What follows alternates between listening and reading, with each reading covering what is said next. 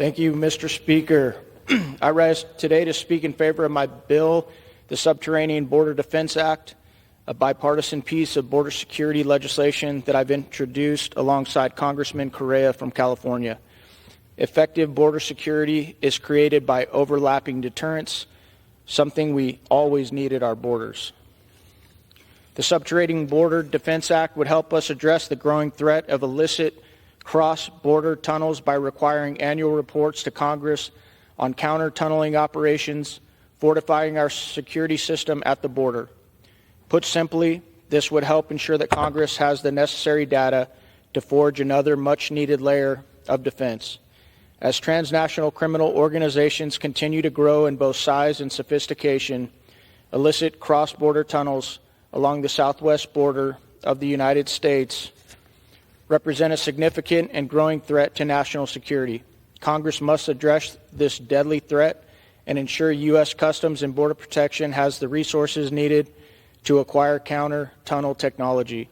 Since 1990, officials have discovered more than 140 tunnels that have breached the U.S. border, with an 80% increase in tunnel activity occurring since 2008.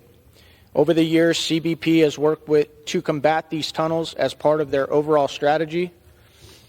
In fact, the United States conducts research, development, and test activities with Israel, who must contend with a vast network of Hamas tunnel originating in the Gaza Strip.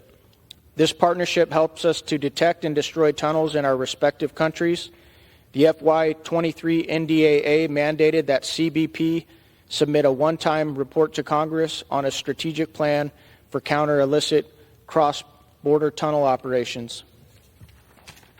This singular report has since led Congress to conduct critical oversight and has enabled CBP to formalize many of the processes, technologies, and resources needed to counteract illicit tunnels under the U.S.-Mexico border. My bill would expand on this success by mandating a report every year going forward to ensure Congress has sufficient knowledge and oversight regarding this dynamic threat. With border crossings thankfully going down since January, I think it's safe to assume this will drive threats at our border underground through these tunnels. I thank Mr. Correa for co-leading with me, and I urge my colleagues on both sides of the aisle to support this legislation for a secure southern border. Thank you, and I reserve the balance of my time.